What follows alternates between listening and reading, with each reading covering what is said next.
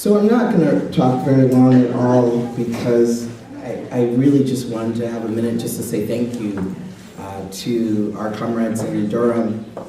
I think the piece that's so important to just acknowledge is how incredibly inspiring it is to think at this point in time, at this moment in history, folks are just like, you know what, we're not going to wait. Let's just take down these racist statues, you know?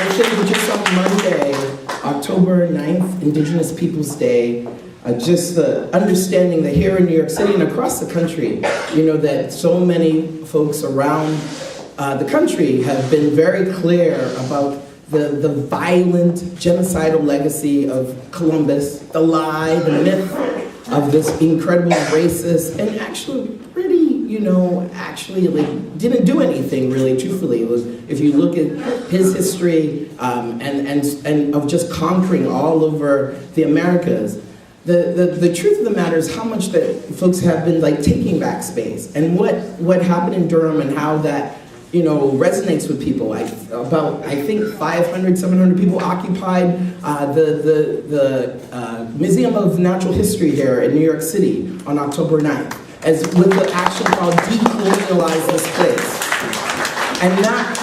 And what that means, I mean, like if we did a show of hands of how many people were forced as a child to go to some horrible, godforsaken, wretched place, you know, that honored the history of slavery or honored the history of white supremacy in some way, shape, or form. I'm originally from Boston, so Plymouth Plantation was the place that we were forced to as children to go to and honor some genocidal myth on indigenous people's land. And reminding people that, of course, that National Day of Mourning is coming up.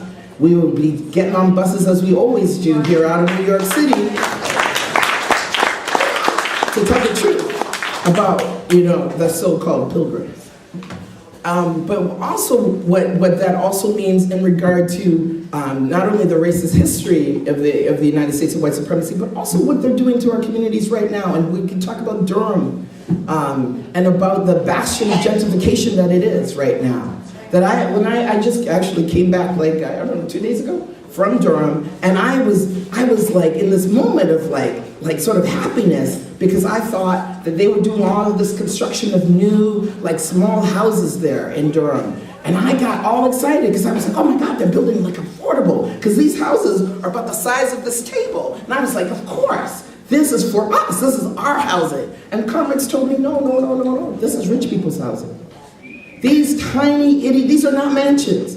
But that even the most tiniest bit of space, like here in New York City, where people are paying $2,000 for a studio apartment, that's what they continue to build. That they understand that the only new housing that's being built, whether it be in Durham or be in New York City, is for rich people, and not for us.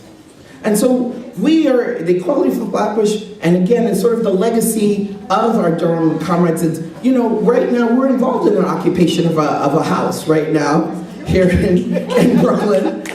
And I think that's a piece. Tomorrow there'll be a demonstration for unregulated tenants in New York City, in Brooklyn.